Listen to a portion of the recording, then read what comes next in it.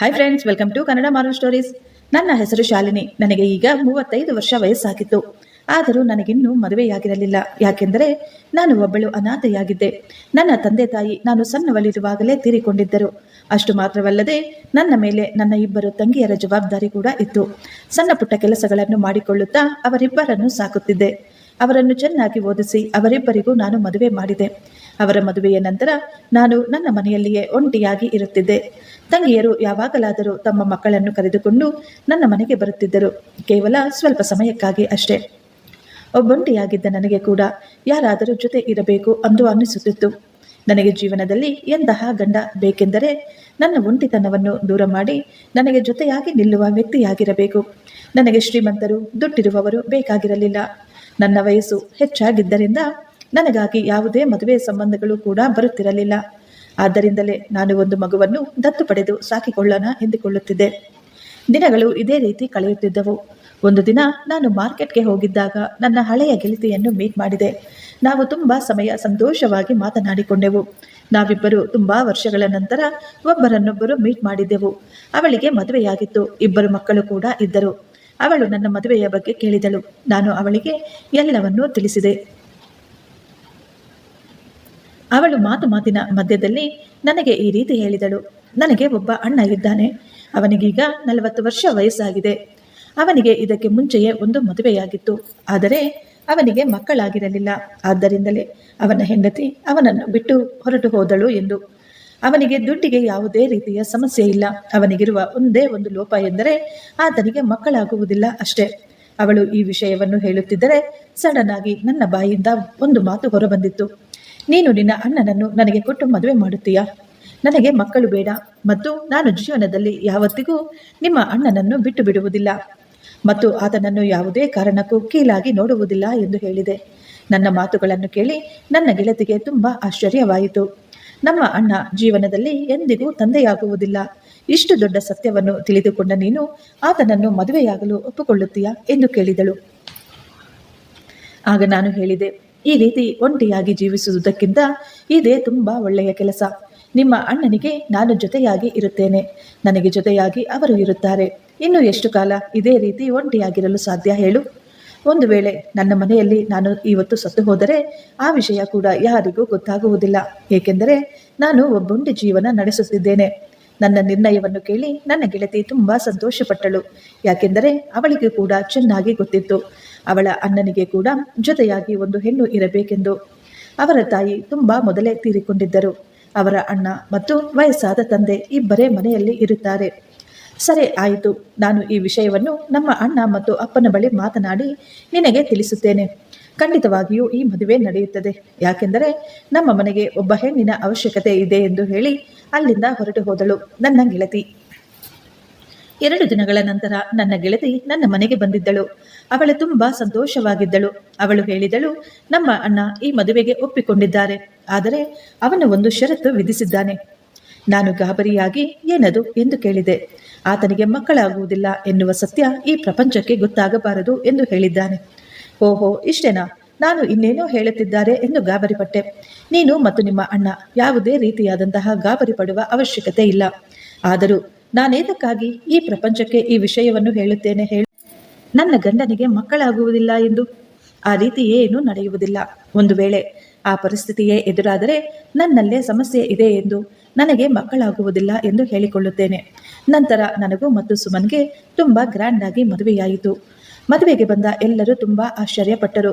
ಇಷ್ಟು ವಯಸ್ಸಾದ ಒಂಟಿಯಾದ ಹೆಣ್ಣಿಗೆ ಇಷ್ಟು ಒಳ್ಳೆಯ ಸಂಬಂಧ ಹೇಗೆ ಬಂತು ಎಂದು. ನನ್ನ ಗಂಡನಿಗೆ ಮಕ್ಕಳಾಗುವುದಿಲ್ಲ ಎನ್ನುವ ವಿಷಯವನ್ನು ನಾನು ನನ್ನ ತಂಗಿಯರಿಗೂ ಸಹ ಹೇಳಲಿಲ್ಲ. ನನ್ನ ಗಂಡನ ಈ ಲೋಪವನ್ನು ನಾನು ಅಲ್ಲಿಯೇ ಮರೆತು ಬಿಟ್ಟಿದ್ದೆ. ನಾನು ಈಗ ಹೊಸ ಮದುವೆಯ ಹೆಣ್ಣಾಗಿ ಆ ಮನೆಗೆ ಕಾಲಿಟ್ಟಿದ್ದೆ. ಅವರ ಮನೆಯನ್ನು ನೋಡಿ ನನಗೆ ತುಂಬ ಆಶ್ಚರ್ಯವಾಯಿತು. ನಾನು ನನ್ನ ಮದುವೆಯ ಬಗ್ಗೆ ತುಂಬ ಸಂತೋಷವಾಗಿದ್ದೆ. ಯಾಕೆಂದರೆ ನಾನು ಕನಸಿನಲ್ಲಿ ಕೂಡ ಊಹಿಸಿರಲಿಲ್ಲ ಇಷ್ಟು ದೊಡ್ಡದಾದ ಇಷ್ಟು ಒಳ್ಳೆಯ ಸಂಬಂಧ ನನಗೆ ಸಿಗುತ್ತದೆ ಎಂದು. ನನ್ನನ್ನು ತುಂಬ ಸುಂದರವಾಗಿ ತಯಾರು ಮಾಡಲಾಗಿತ್ತು. ನಾನು ನನ್ನ ರೂಮಿನಲ್ಲಿ ಮಂಚದ ಮೇಲೆ ಕುಳಿತಿದ್ದೆ. ರೂಮಿನಲ್ಲಿ ನನ್ನ ಗಂಡನಿಗಾಗಿ ನಾನು ಎದುರು ನೋಡುತ್ತಿದ್ದೆ. ಈಗ ನನ್ನ ಗಂಡ ರೂಮ್ ಒಳಗೆ ಬಂದರು. ಅವರು ತುಂಬ ಸಂತೋಷದಿಂದಿದ್ದರು. ಈಗ ನಾನು ನನ್ನ ಗಂಡನ ಕೈಯನ್ನು ಹಿಡಿದುಕೊಂಡು ಹೇಳಿದೆ, ನಮ್ಮ ವಿಷಯ ಈ 4 ಗೋಡೆಯ ಹೊರಗೆ ಹೋಗುವುದಿಲ್ಲ ಎಂದು. ಈ ವಿಷಯದ ಬಗ್ಗೆ ನಾವು ಯಾವತ್ತಿಗೂ ಏನೂ ಮಾತನಾಡಿಕೊಳ್ಳುವುದಿಲ್ಲ. ನಾನು ನಿಮ್ಮನ್ನು ಯಾವತ್ತೂ ಏನೂ ಕೇಳುವುದಿಲ್ಲ ಎಂದು ಹೇಳಿದೆ. ಈಗ ನಮ್ಮ ಯಜಮಾನರು ಸಂತೋಷವಾಗಿ ನನ್ನ ಕೈಯನ್ನು ಹಿಡಿದುಕೊಂಡರು. ಸಂತೋಷವಾಗಿ ನಾವಿಬ್ಬರು ತುಂಬ ಸಮಯ ಮಾತನಾಡಿಕೊಂಡೆವು. ಅವರು ಈಗ ಒಂದು ಸುಂದರವಾದ ಡೈಮಂಡ್ ನೆಕ್ಲೆಸ್ ಅನ್ನು ಸಹ ನನಗೆ ಗಿಫ್ಟ್ ಮಾಡಿದರು. ಈಗ ನಮ್ಮ ಜೀವನ ಸಂಪೂರ್ಣವಾಗಿದೆ ಎಂದು ಹೇಳಿ ಸಂತೋಷಪಟ್ಟರು. ನಾನು ಮತ್ತು ಸುಮನ್ ಈಗ ತುಂಬ ಸಂತೋಷವಾಗಿ ಜೀವನ ನಡೆಸುತ್ತಿದ್ದೆವು. ನನ್ನ ಗಂಡ ಕೂಡ ನನ್ನನ್ನು ತುಂಬ ಪ್ರೀತಿಸುತ್ತಿದ್ದರು. ಸುಮನ್ ತನ್ನ ಮೊದಲನೆಯ ಹೆಂಡತಿಯ ಬಗ್ಗೆ ಕೂಡ ನನ್ನ ಬಳಿ ಎಲ್ಲ ಸತ್ಯವನ್ನು ಹೇಳಿದರು. ಅವರಿಗೆ ಮದುವೆಯಾಗಿ ತುಂಬ ಸಮಯ ಕಳೆದರೂ ಅವರಿಗೆ ಮಕ್ಕಳಿಲ್ಲವೆಂದು ಹಾಗೂ ಡಾಕ್ಟರ್ ಹೇಳಿದ ಮಾತುಗಳನ್ನು ಕೂಡ ಅವರು ನನಗೆ ವಿವರಿಸಿದರು. ನಾನು ಜೀವನದಲ್ಲಿ ಇನ್ನು ಮುಂದೆ ಯಾವತ್ತೂ ತಂದೆಯಾಗುವುದಿಲ್ಲ ಎಂದು ತಿಳಿದ ನನ್ನ ಹೆಂಡತಿ ನನ್ನನ್ನು ಬಿಟ್ಟು ಹೊರಟು ಹೋದಳು. ಇದೆಲ್ಲ ನಡೆದ ನಂತರ ನಾನು ಎರಡನೆಯ ಮದುವೆ ಬಗ್ಗೆ ಯಾವತ್ತೂ ಕೂಡ ಯೋಚಿಸಲಿಲ್ಲ. ಯಾಕೆಂದರೆ ಆಕೆ ಕೂಡ ಈ ಕಾರಣವನ್ನು ಹೇಳಿ ಅವಳು ಕೂಡ ನನ್ನನ್ನು ಬಿಟ್ಟು ಹೊರಟು ಹೋಗುತ್ತಾಳೆ ಎಂದು. ಇದೆಲ್ಲವನ್ನು ನನ್ನಿಂದ ಸಹಿಸಿಕೊಳ್ಳಲಾಗುವುದಿಲ್ಲ. ಈಗ ನಾನು ನನ್ನ ಗಂಡನಿಗೆ ಹೇಳಿದೆ, ಜೀವನದಲ್ಲಿ ಎಂದು ನಾನು ಮಕ್ಕಳ ಬಗ್ಗೆ ಈ ಮನೆಯಲ್ಲಿ ಮಾತನಾಡುವುದಿಲ್ಲ ಎಂದು. ಸಮಯ ಇದೇ ರೀತಿ ಸುಂದರವಾಗಿ ಕಳೆಯುತ್ತಿತ್ತು. ನಾನು, ನನ್ನ ಗಂಡ ಮತ್ತು ನಮ್ಮ ಮಾವನವರು ತುಂಬ ಸಂತೋಷವಾಗಿದ್ದೆವು. ಅವರೆಲ್ಲರೂ ನನ್ನನ್ನು ತುಂಬ ಮೆಚ್ಚಿಕೊಂಡಿದ್ದರು. ಈಗ ನನ್ನ ಮದುವೆ ನಡೆದು 8 ತಿಂಗಳು ಕಳೆದಿದ್ದವು. ಈಗ ನನ್ನ ಆರೋಗ್ಯ ಸ್ವಲ್ಪ ಹದಗೆಟ್ಟಿತ್ತು. ನನ್ನ ಗಂಡ ಮತ್ತು ಮಾವನವರು ತುಂಬ ಚಿಂತೆಗೀಡಾದರು. ಈಗ ನಾವು ಡಾಕ್ಟರ್ ಬಳಿ ಹೋದೆವು. ಡಾಕ್ಟರ್ ನನಗೆ ಎಲ್ಲ ಟೆಸ್ಟ್ಗಳನ್ನು ಮಾಡಿದರು. ಅವರು ಹೇಳಿದ ಮಾತು ಕೇಳಿ ನಮಗೆ ತುಂಬ ಶಾಕ್ ಆಗಿತ್ತು. ಡಾಕ್ಟರ್ ಮಾತ್ರ ತುಂಬ ಸಂತೋಷವಾಗಿ ಆ ವಿಷಯವನ್ನು ನಮಗೆ ಹೇಳಿದ್ದರು. ಆದರೆ ನಾನು ಮತ್ತು ಸುಮನ್ ಒಬ್ಬರನ್ನೊಬ್ಬರು ವಿಚಿತ್ರವಾಗಿ ನೋಡಿಕೊಂಡೆವು. ಯಾಕೆಂದರೆ ತಂದೆಯಾಗಲು ಸಾಧ್ಯವಿಲ್ಲ ಎನ್ನುವ ಸತ್ಯ ನಮ್ಮಿಬ್ಬರಿಗೂ ಚೆನ್ನಾಗಿಯೇ ಗೊತ್ತಿತ್ತು. ಮತ್ತೆ ಈ ಮಗು ಯಾರದು? ನಾನು ಗರ್ಭಿಣಿಯಾಗಿದ್ದು ಹೇಗೆ? ನಾವು ಅಲ್ಲಿ ಏನನ್ನೂ ಮಾತನಾಡಲಿಲ್ಲ. ಈಗ ರಿಪೋರ್ಟ್ಗಳನ್ನು ತೆಗೆದುಕೊಂಡು ನನ್ನ ಕೈ ಹಿಡಿದುಕೊಂಡು ನನ್ನನ್ನು ಸೀದಾ ಮನೆಗೆ ಕರೆದುಕೊಂಡು ಬಂದರು. ನಾವು ಮನೆಗೆ ಬರುವಷ್ಟರಲ್ಲಿಯೇ ನಮ್ಮ ಮಾವನವರು ನಮಗಾಗಿ ಎದುರು ನೋಡುತ್ತಿದ್ದರು. ಅವರು ತುಂಬ ಗಾಬರಿಯಾಗಿದ್ದರು. ಅವರು, ನನ್ನ ಸೊಸೆ ಹೇಗಿದ್ದಾಳೆ? ಅವಳ ಆರೋಗ್ಯ ಹೇಗಿದೆ? ಡಾಕ್ಟರ್ ಏನಂದರು? ಎಂದು ಪ್ರಶ್ನೆಗಳ ಮೇಲೆ ಪ್ರಶ್ನೆಗಳನ್ನು ಹಾಕಿದರು. ಸುಮನ್ಗೆ ಈಗ ತುಂಬ ಕೋಪ ಬಂದಿತ್ತು. ಅವರು ಕೋಪದಿಂದ ಸಿಡಿಮಿಡಿಗೊಳ್ಳುತ್ತಿದ್ದರು. ಅವರು ಕೋಪದಿಂದ ನಿಮ್ಮ ಸೊಸೆ ಗರ್ಭಿಣಿಯಾಗಿದ್ದಾಳೆ ಎಂದು ಹೇಳಿದರು. ಮಗನ ಮಾತನ್ನು ಕೇಳಿದ ತಂದೆ ಅವರಿಗೆ ಏನೂ ಅರ್ಥವಾಗಲಿಲ್ಲ. ಏನು ಎಂದು ನಿಧಾನವಾಗಿ ಕೇಳಿದರು. ನಾನು ಅಲ್ಲೇ ಸೋಫಾದ ಮೇಲೆ ಹಾಗೆ ಕುಳಿತು ಬಿಟ್ಟಿದ್ದೆ. ನಾನು ನಿರ್ದೋಷಿಯಾಗಿದ್ದೆ. ಇದೆಲ್ಲ ಹೇಗೆ, ಯಾವಾಗ ನಡೆಯಿತು ನನಗೇನೂ ಗೊತ್ತಿಲ್ಲ. ನನ್ನ ಗಂಡ ಜೋರಾಗಿ ಕೂಗುತ್ತಾ ಕಿರುಚಾಡುತ್ತಿದ್ದರು. ಮಗನ ಕೋಪವನ್ನು ನೋಡಿ ತಂದೆ ಕೂಡ ಗಾಬರಿಪಟ್ಟರು. ನಿನ್ನ ಹೆಂಡತಿಗೆ ಈ ರೀತಿ ಅವಮಾನ ಮಾಡುವುದಕ್ಕಿಂತ ಮುಂಚೆ ಒಮ್ಮೆ ಕುಳಿತುಕೊಂಡು ನಿಧಾನವಾಗಿ ಯೋಚಿಸು ಎಂದು ಹೇಳಿದರು. ನಮ್ಮ ಮಾವನ ಮಾತನ್ನು ಕೇಳಿ ನನಗೆ ಈಗ ಸ್ವಲ್ಪ ಧೈರ್ಯ ಬಂದಿತ್ತು. ನಾನು ಅಳುತ್ತಾ ಸುಮನ್ಗೆ ಹೇಳಿದೆ, ಇದು ಹೇಗೆ ನಡೆಯಿತು ನನಗೇನೂ ಗೊತ್ತಿಲ್ಲ. ಆದರೆ ಒಂದು ವಿಷಯ ಮಾತ್ರ ನಾನು ಖಂಡಿತವಾಗಿಯೂ ಹೇಳಬಲ್ಲೆ. ನನ್ನ ಜೀವನದಲ್ಲಿ ನಿಮ್ಮನ್ನು ಬಿಟ್ಟರೆ ಬೇರೆ ಯಾರ ಗಂಡಸೂ ಇಲ್ಲ. ನಾನು ಪವಿತ್ರವಾಗಿಯೇ ಇದ್ದೇನೆ ಎಂದು ಹೇಳಿದೆ. ಈಗ ಸುಮನ್ ತುಂಬ ಕೋಪವಾಗಿ, ನೀನು ಬಾಯಿ ಮುಚ್ಕೊಂಡು ಕುಳಿತುಕೊಳ್ಳೆ ಸಾಕು. ಈ ದಿನ ನನಗೆ ಪೂರ್ತಿ ನಂಬಿಕೆ ಬಂದಿತ್ತು. ನಿನಗಿಷ್ಟು ವಯಸ್ಸಾದರೂ ಮದುವೆ ಯಾಕೆ ಆಗಿರಲಿಲ್ಲ ಅಂತ. ನೀನು ನನ್ನನ್ನು ಏತಕ್ಕಾಗಿ ಮದುವೆಯಾಗುತ್ತಿದೆಯೋ ಎಂದುಕೊಂಡಿದ್ದೆ ನಾನು. ಯಾಕೆಂದರೆ ನಾನು ತಂದೆಯಾಗಲು ಸಾಧ್ಯವಿಲ್ಲ. ನೀನು ಮಾಡುವ ಎಂತಹ ನೀಚ ಕೆಲಸವನ್ನಾದರೂ ಸರಿ ನಾನು ಒಪ್ಪಿಕೊಳ್ಳುತ್ತೇನೆ ಎಂದುಕೊಂಡಿದ್ದೀಯಾ ನೀನು? ಇನ್ನೊಬ್ಬರ ಮಗುವನ್ನು ನನ್ನ ಮಗುವಾಗಿ ಬೆಳೆಸುತ್ತೇನೆ ಅಂದುಕೊಂಡಿದ್ದೀಯಾ? ಆದರೆ ಅದು ಮಾತ್ರ ಖಂಡಿತ ಸಾಧ್ಯವಿಲ್ಲ. ಆದ್ದರಿಂದ ಈಗಾಗಲೇ ನೀನು ನಿನ್ನ ಎಲ್ಲ ಸಾಮಾನುಗಳನ್ನು ಪ್ಯಾಕ್ ಮಾಡಿಕೊಂಡು ನನ್ನ ಮನೆಯಿಂದ ತೊಲಗು ಎಂದು ಹೇಳಿದರು. ನನ್ನ ಮಾವ ಮಗನಿಗೆ ಸಮಾಧಾನ ಮಾಡಲು ತುಂಬ ಪ್ರಯತ್ನ ಪಡುತ್ತಿದ್ದರು. ನನ್ನ ಗಂಡ ಕೋಪದಲ್ಲಿ ಯಾರ ಮಾತನ್ನು ಕೇಳುವ ಪರಿಸ್ಥಿತಿಯಲ್ಲೇ ಇರಲಿಲ್ಲ. ಅವರು ಅರ್ಥ ಮಾಡಿಕೊಳ್ಳುವ ಪ್ರಯತ್ನವನ್ನು ಕೂಡ ಮಾಡಲಿಲ್ಲ. ಈಗ ಸುಮನ್ ನನ್ನ ಕೈಯನ್ನು ಹಿಡಿದುಕೊಂಡು ನನ್ನನ್ನು ಮನೆಯಿಂದ ಹೊರತಳ್ಳಿದರು. ನಾನು ಅಳುತ್ತಲೇ ನನ್ನ ಮನೆಗೆ ಹೋಗಿ ತಲುಪಿದ್ದೆ. ನನ್ನ ಜೀವನ ಈ ರೀತಿ ಆಯ್ತಲ್ಲ ಎಂದು ನಾನು ಕೊರಗುತ್ತಾ ಕುಳಿತಿದ್ದೆ. ನನ್ನ ಆರೋಗ್ಯ ಕೂಡ ದಿನದಿಂದ ದಿನ ಹದಗೆಡುತ್ತಿತ್ತು. ನಾನು ಪ್ರತಿ ಕ್ಷಣವೂ ನನ್ನ ಗಂಡನ ಬಗ್ಗೆಯೇ ಯೋಚಿಸುತ್ತಿದ್ದೆ. ಯಾಕೆಂದರೆ ನಾನು ಆತನನ್ನು ತುಂಬ ಪ್ರೀತಿಸುತ್ತಿದ್ದೆ. ನಾನು ಆ ರಾತ್ರಿಯೆಲ್ಲ ಅಳುತ್ತಲೇ ಕುಳಿತಿದ್ದೆ. ಯಾವಾಗ ನನಗೆ ನಿದ್ದೆ ಬಂದಿತ್ತೋ ನನಗೆ ಗೊತ್ತಾಗಲೇ ಇಲ್ಲ. ಈಗ ಯಾರೋ ಜೋರಾಗಿ ಬಾಗಿಲು ತಟ್ಟುತ್ತಿದ್ದರು. ಆಗ ನಾನು ಎಚ್ಚೆತ್ತು ಹೋಗಿ ಬಾಗಿಲು ತೆಗೆದೆ. ನನ್ನ ಎದುರುಗಡೆ ನನ್ನ ಗೆಳತಿ, ನನ್ನ ನಾದಿನಿ ನಿಂತಿದ್ದಳು. ಅವಳನ್ನು ನೋಡಿದ ತಕ್ಷಣ ನನಗೆ ಜೋರಾಗಿ ಅಳು ಬಂದಿತ್ತು. ಅವಳನ್ನು ಹೋಗಿ ತಬ್ಬಿಕೊಂಡು ಅಳುತ್ತಾ ಅವಳ ಬಳಿ ಹೇಳಿದೆ, ನಾನು ಯಾವ ತಪ್ಪು ಮಾಡಲಿಲ್ಲ. ಈ ಗರ್ಭ ಯಾವ ರೀತಿ ಬಂತು ಎಂದು ನನಗೆ ಗೊತ್ತಿಲ್ಲ. ಈಗ ಅವಳು ನನ್ನನ್ನು ಸಮಾಧಾನ ಮಾಡಿದಳು. ನೀನು ನೊಂದುಕೊಳ್ಳಬೇಡ ಅತ್ತಿಗೆ, ಎಲ್ಲವೂ ಸರಿ ಹೋಗುತ್ತದೆ. ಅವಳು ನನಗೆ ಒಂದು ಮಾತು ಸಹ ಏನೂ ಬೈಯಲಿಲ್ಲ. ನನ್ನನ್ನು ಸಮಾಧಾನ ಮಾಡಿ ಅಲ್ಲಿಂದ ಹೊರಟು ಹೋದಳು. ನನ್ನ ಈ ಸಮಸ್ಯೆಗೆ ಹೇಗೆ ಪರಿಹಾರ ಸಿಗುತ್ತದೆ ಎಂದು ನನಗೆ ಅರ್ಥವಾಗಲಿಲ್ಲ. ಯಾರು ನನಗೆ ಸಹಾಯ ಮಾಡಬಲ್ಲರು ಎಂದು ನನಗೆ ಒಂದು ಚೂರು ತಿಳಿಯಲಿಲ್ಲ. ನಾನು ಈಗ ಕುಳಿತು ಸುಮ್ಮನೆ ಯೋಚಿಸುತ್ತಿದ್ದೆ. ಈಗ ನನ್ನ ಮನಸ್ಸಿನಲ್ಲಿ ಒಂದು ಆಲೋಚನೆ ಬಂದಿತು.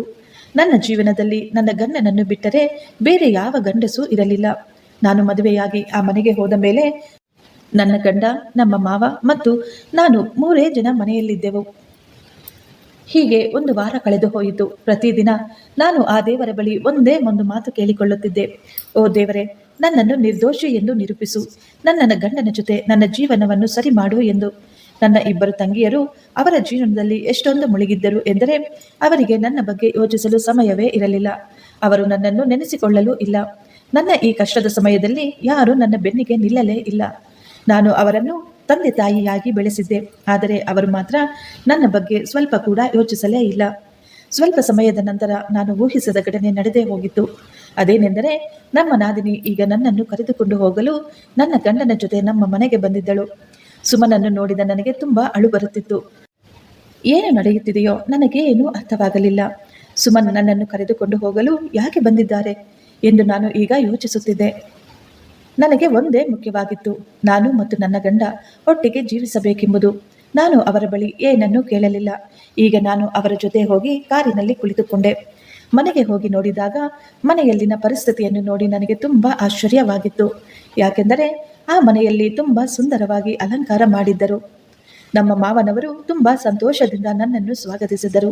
ಅಲ್ಲಿ ಏನು ನಡೆಯುತ್ತಿದೆ ಎಂದು ನನಗೇನು ಅರ್ಥವಾಗಲಿಲ್ಲ. ನನ್ನ ಗೆಳತಿ ನನ್ನನ್ನು ಪ್ರೀತಿಯಿಂದ ತಬ್ಬಿಕೊಂಡಳು. ನಿನಗೆ ತುಂಬ ತುಂಬ ಧನ್ಯವಾದಗಳು ಅತ್ತಿಗೆ.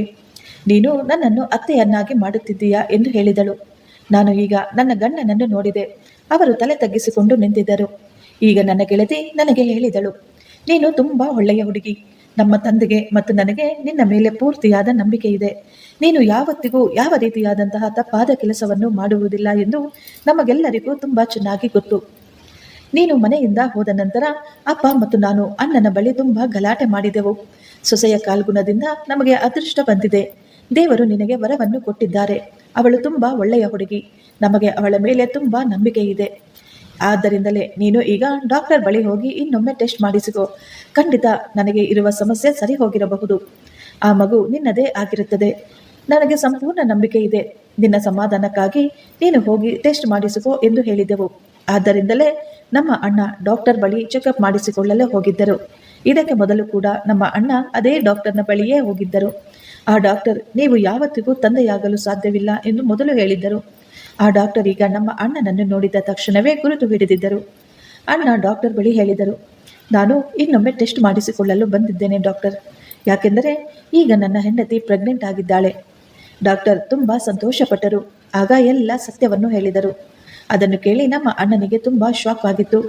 ನಮ್ಮ ಅಣ್ಣನಲ್ಲಿ ಯಾವುದೇ ರೀತಿಯಾದಂತಹ ಲೋಪವಿರಲಿಲ್ಲ ಎಂದು. ನಮ್ಮ ಅಣ್ಣನ ಮೊದಲನೆಯ ಮದುವೆ ಸಂಧ್ಯಾಳ ಜೊತೆ ನಡೆದಿತ್ತು. ಸಂಧ್ಯಾ ನಮ್ಮ ತಾಯಿಯ ದೂರದ ಸಂಬಂಧಿಕರಾಗಿದ್ದಳು. ಅವರು ತುಂಬ ಬಡವರಾಗಿದ್ದರು. ಸಂಧ್ಯಾಳ ತಂದೆ ತಾಯಿ ತುಂಬ ಒಳ್ಳೆಯವರು. ಅವರು ತುಂಬ ಕಷ್ಟಪಟ್ಟು ಸಂಧ್ಯಾಳನ್ನು ಚೆನ್ನಾಗಿ ಓದಿಸಿದ್ದರು. ಸಂಧ್ಯಾ ಕೂಡ ನೋಡಲು ತುಂಬ ಸುಂದರವಾಗಿದ್ದಳು. ತುಂಬ ಒಳ್ಳೆಯ ಹುಡುಗಿ ಎಂದು ನಮಗೆ ತಿಳಿದು ಬಂದಿತ್ತು.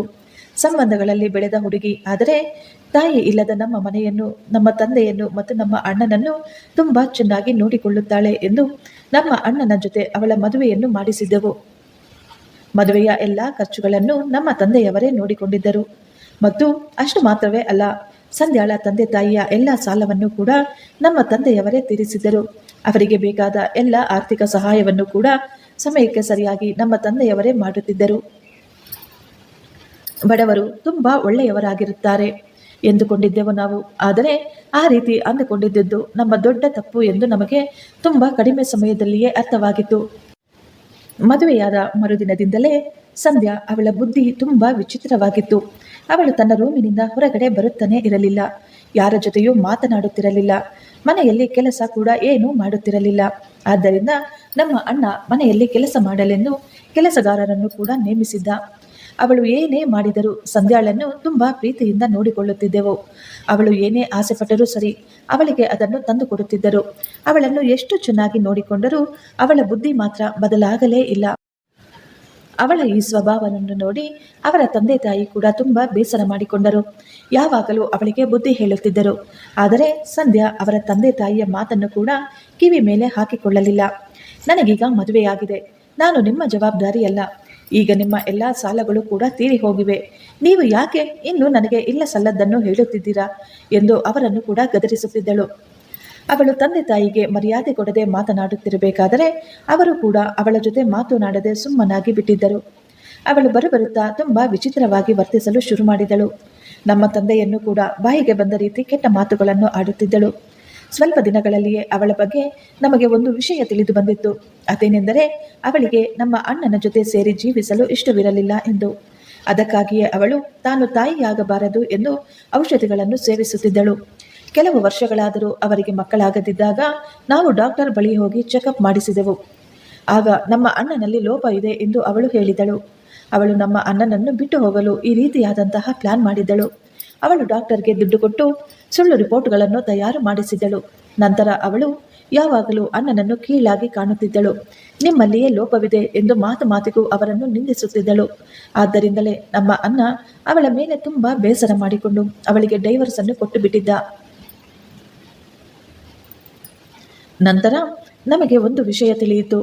ಅವಳು ಮದುವೆಗೆ ಮುಂಚೆಯೇ ಯಾರನ್ನೋ ತುಂಬ ಪ್ರೀತಿಸುತ್ತಿದ್ದಳು ಎಂದು. ಅವನು ಒಳ್ಳೆಯವನಲ್ಲ, ಅವನ ಕ್ಯಾರೆಕ್ಟರ್ ಸರಿಯಿಲ್ಲ ಎಂದು ಅವರ ತಂದೆ ತಾಯಿ ಅವರಿಬ್ಬರ ಮದುವೆಯನ್ನು ನಡೆಸಿಕೊಟ್ಟಿರಲಿಲ್ಲ. ಆಗಲೇ ನಮ್ಮ ಅಣ್ಣನ ಸಂಬಂಧ ಅವರಿಗೆ ಸಿಕ್ಕಿದಾಗ ಅವರು ಏನೂ ಯೋಚಿಸದೆ ಈ ಮದುವೆಯನ್ನು ಮಾಡಿಸಿದ್ದರು. ಬೇರೆ ದಾರಿ ಇಲ್ಲದೆ ಅವಳಿಗಿಷ್ಟವಿಲ್ಲದಿದ್ದರೂ ಈ ಮದುವೆಯನ್ನು ಮಾಡಿಕೊಂಡಿದ್ದಳು ಸಂಧ್ಯಾ. ಅವಳು ಮದುವೆಯ ನಂತರ ನಮಗೆ ತುಂಬ ಕಾಟವನ್ನು ಕೊಟ್ಟು ಅಣ್ಣನ ಜೀವನದಿಂದ ಹೊರಟು ಹೋಗಿದ್ದಳು. ಅವಳು ಹೋಗುವಾಗ ನಮ್ಮಿಂದ ತುಂಬ ದುಡ್ಡು ಮತ್ತು ಬಂಗಾರವನ್ನು ಸಹ ತೆಗೆದುಕೊಂಡು ಹೋದಳು. ನೀನು ನಮ್ಮ ಜೀವನದಲ್ಲಿ ಬಂದ ಮೇಲೆ ನಮ್ಮ ಮನೆಗೆ ಅದೃಷ್ಟ ಬಂದಿದೆ. ನಮ್ಮ ಮನೆಗೆ ನೀನು ಮಹಾಲಕ್ಷ್ಮಿ. ನಿನ್ನಿಂದಲೇ ನಮಗೆ ಈ ಸತ್ಯ ತಿಳಿಯಿತು ಎಂದು ನನ್ನ ನಾದಿನಿ ಮತ್ತು ನಮ್ಮ ಮಾವನವರು ತುಂಬ ಸಂತೋಷಪಟ್ಟರು. ನನ್ನ ಗಂಡ ಅವರು ಮಾಡಿದ ತಪ್ಪಿಗೆ ನನ್ನ ಬಳಿ ಕ್ಷಮೆಯನ್ನು ಯಾಚಿಸಿದರು. ಕೆಲವು ತಿಂಗಳ ನಂತರ ನಮ್ಮ ಜೀವನದಲ್ಲಿ ಮುದ್ದಾದ ಇಬ್ಬರು ಮಕ್ಕಳು ಬಂದಿದ್ದರು. ಈಗ ನಾವು ತುಂಬ ಸಂತೋಷವಾಗಿದ್ದೆವು. ನಮ್ಮ ಸಂಸಾರ ಈಗ ಪೂರ್ಣಗೊಂಡಿತ್ತು. ನನಗೆ ಈ ಸುಂದರವಾದ ಜೀವನವನ್ನು ಕೊಟ್ಟ ನನ್ನ ಗೆಳತಿಗೆ ನಾನು ಜೀವನ ಪರ್ಯಂತ ಚಿರಋಣಿಯಾಗಿರುತ್ತೇನೆ. ಫ್ರೆಂಡ್ಸ್, ಈ ಸ್ಟೋರಿ ನಿಮಗೆ ಇಷ್ಟವಾಗಿದ್ದರೆ ಒಂದು ಲೈಕ್ ಮಾಡಿ ಮತ್ತು ನಮ್ಮ ಚಾನಲನ್ನು ಸಬ್ಸ್ಕ್ರೈಬ್ ಮಾಡಿಕೊಳ್ಳಿ. Thank you. ಧನ್ಯವಾದಗಳು.